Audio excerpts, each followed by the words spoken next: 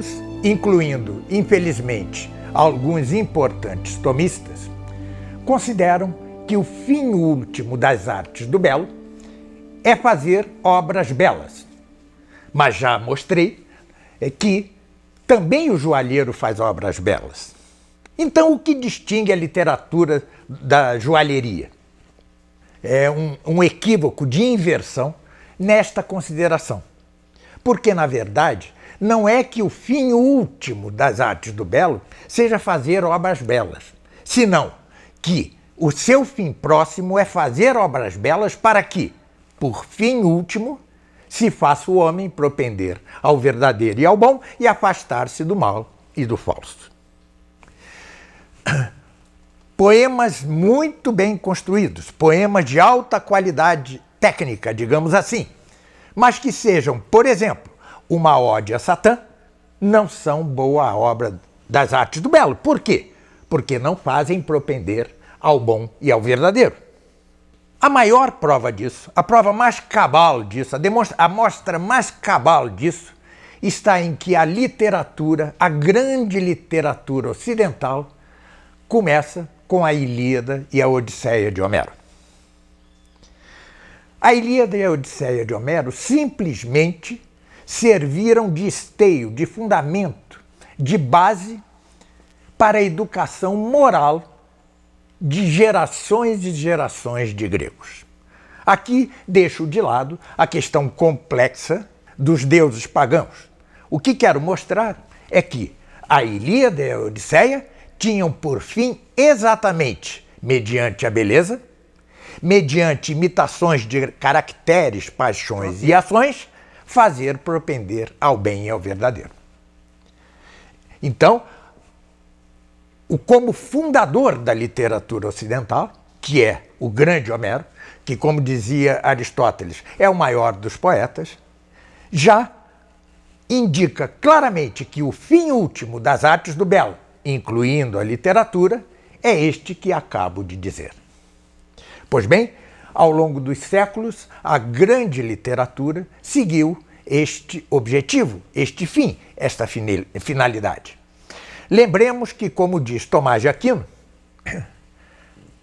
a arte é uma virtude, mas aquilo que tem por fim algo mal, por exemplo, fazer propender a Satã, não é uma virtude, senão que é antes um vício, e, portanto, nem sequer é arte propriamente dita, ainda que muito bem construída, ainda que muito boa do ângulo, digamos, técnico. Pois bem, a literatura, depois, desde a época da poética de Aristóteles, se diversificou enormemente, né? Então, tinha Aristóteles poucas variações diante de si. Ao longo dos séculos, veio variando muito. Outro passo importantíssimo na literatura, outro marco importantíssimo da literatura, é a Eneida de Virgílio. É como que o alicerce do Império Romano. Nada menos que isso. Claro, a literatura vai alcançar patamares maiores no âmbito cristão. Aí já não estão presentes na literatura aquilo que Platão tanto condenava em sua República, no mesmo Homero. O mostrar que deuses são invejosos, assassinos, incestuosos.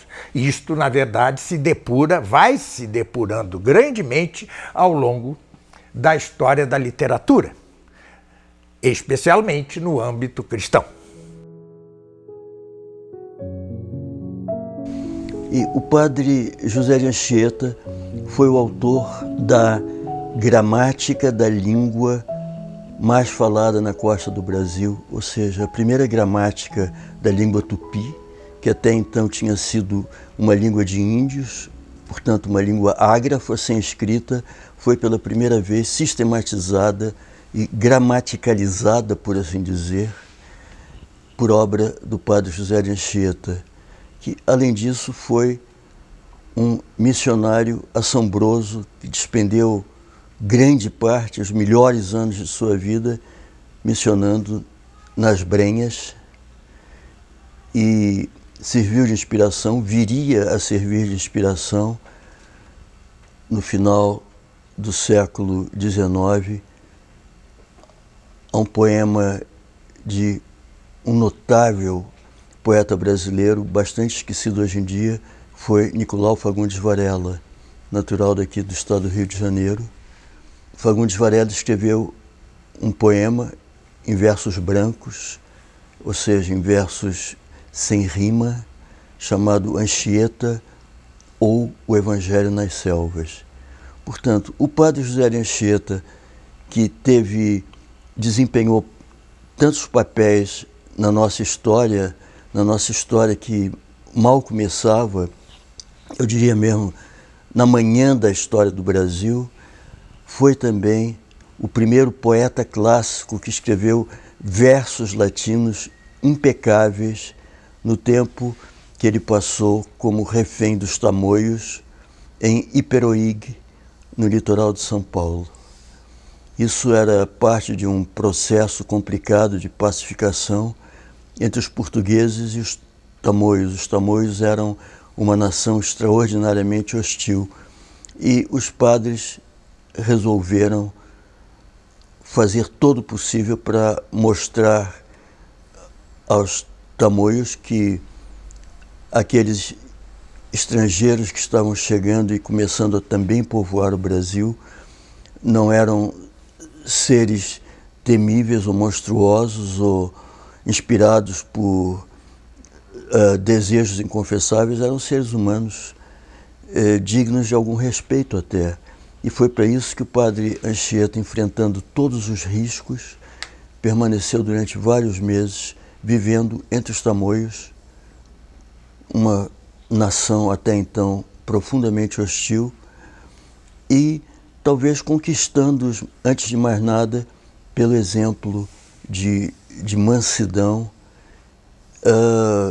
natural e ao mesmo tempo cristã, porque se tratava de um religioso da Companhia de Jesus e um homem de alta virtude, tanto que ele foi, em anos recentes, finalmente erigido à glória dos altares. Estes fatos que eu estou narrando se deram em 1563, portanto, 8 anos apenas depois da fundação do Colégio de São Paulo de Piratininga. E numa época em que ainda faltavam, Camões ainda estava trabalhando os seus Lusíadas. Os Lusíadas terão ficado prontos aí bem no final da década de 1560 ou já no comecinho da década seguinte, porque a primeira edição do poema é datada de 1572. Portanto, 9 anos depois dos fatos a que eu estou me referindo aqui, que foi o cativeiro do padre Anchieta entre os tamoios, e deste cativeiro, daquelas longas horas em que ele percorria lentamente as areias úmidas da praia em Iperoig, ele ia compondo na sua cabeça versos latinos em honra da bem-aventurada Virgem Maria, e ia, segundo a tradição, escrevendo esses versos com seu bastão naquela areia molhada, e em o fazendo decorava-os. Decorou incontáveis versos deste longo poema latino, que só veio mesmo a conhecer papel e tinta muito tempo depois. Eu gostaria de ler aqui apenas o prólogo do poema, que é escrito em latim e em que o poeta se interroga retoricamente: cantarei ou silenciarei? Cantar ou calar? Mãe Santíssima de Jesus, os teus louvores, hei de os cantar ou hei de os calar? A mente alvoroçada sente-se impelida pelo aguilhão do amor a oferecer à sua rainha uns versos, mas receia com a língua impura decantar tuas glórias. Inúmeras culpas carregam-na de manchas. Como ousará mundana língua enaltecer a que encerrou no seio onipotente? Apavorada, a pobre mente foge, a não ser que o teu amor expulse do coração o medo que possui. Por que temer incerto? Por que há de gelar o peito? Por que fria se encolherá a língua? Mas és tu que me obrigas a cantar, acordes a esforçar-me balbuciante, a revigorar-me a mão tremente. Tu me estreitas ao materno seio, tu me ergues o coração prostrado e o cumulas de graças celestiais. Oh, se o amor da Mãe Divina me não dobrar, se a glória da Virgem meus lábios se não abrirem, que meu coração vença em dureza a pedra, o ferro, o bronze, o diamante indomável. Quem me dera encerrar na arca do peito a tua virginal imagem, para envolver-te, piedosa Mãe, em chamas. Sê tu, com teu menino, o único prazer, anseio, amor do meu coração.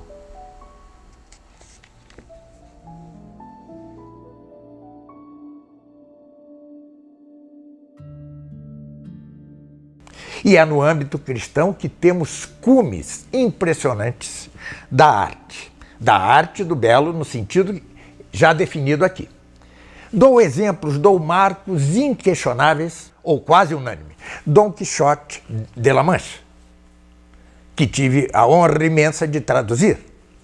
Por exemplo, a obra magna de Chesterton, que constitui a saga do Padre Brown. São 5 volumes, são 5 livros da chamada saga do Padre Brown. É com o Padre Brown que Chesterton atinge o que eu considero o ápice da literatura. Claro, se vir do ângulo mais estritamente técnico, os Lusíadas de Camões ressaltam, né, brilham, refulgem. Mas Chesterton, com seu Padre Brown, atingiu um ápice impressionante. Dizia Aristóteles que podem se imitar 3 objetos, ou homens superiores a nós, os heróis, superiores ou iguais a nós, ou homens inferiores, que são por isso mesmo risíveis e personagens de comédia. Pois bem, esta ideia do herói grego e do homem risível se alterará grandemente no âmbito da cristandade. E o Padre Brown é risível, sua veste, seu hábito é roto, sua batina é rota, seu guarda-chuva é sujo e roto, ele é feio, ele é risível, ninguém o leva a sério e, no entanto, é o nosso herói. Por quê? Porque ele é um detetive que não só descobre crimes, como faz Sherlock Holmes, ele descobre crimes para salvar o criminoso. Isto sim é literatura de altíssimo grau, é literatura em seu ápice, é literatura que maximamente tem por fim último fazer propender ao bom e ao verdadeiro e fazer afastar-se do mal e do falso. Chesterton, com sua saga, como que coroa a literatura universal, cujos inícios foram tão brilhantes com o inigualável Homero.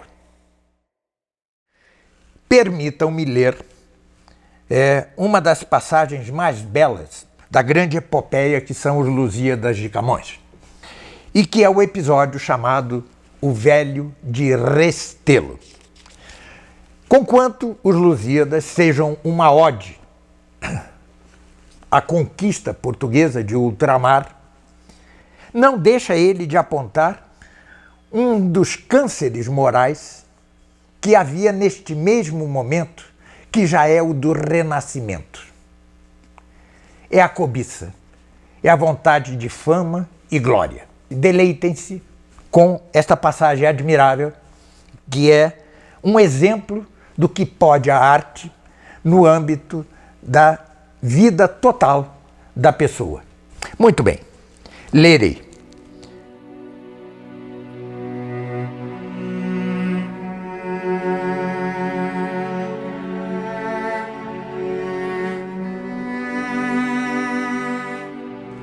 Ó glória de mandar, ó vã cobiça, desta vaidade a quem chamamos fama.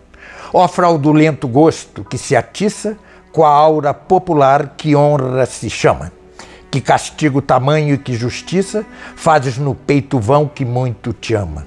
Que mortes, que perigos, que tormentas, que crueldades neles experimentas.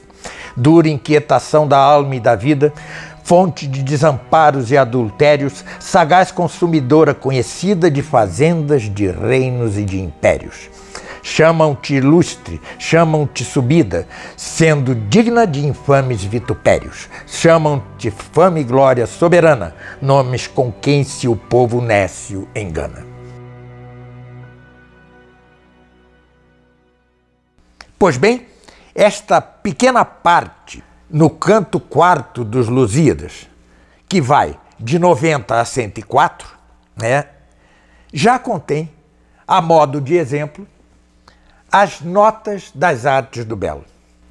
Primeiro, é belíssima, é tecnicamente belo, é poeticamente belo, é poeticamente íntegro, é poeticamente consonante ou harmônico, é poeticamente claro.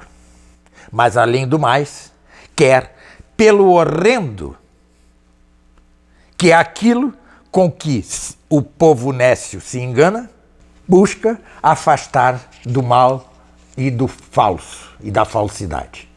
Este é um exemplo muito bonito, muito cabal do que quero dizer com o fim último das artes do belo. Este grande poema que é Os Lusíadas, apesar de ter contado com certas oposições, foi aprovado, ou seja, não foi condenado pelo Concílio de Trento. E tem passagens como esta, que são de beleza ímpar e exemplar com respeito à literatura, que, repita-se, é uma das artes do belo.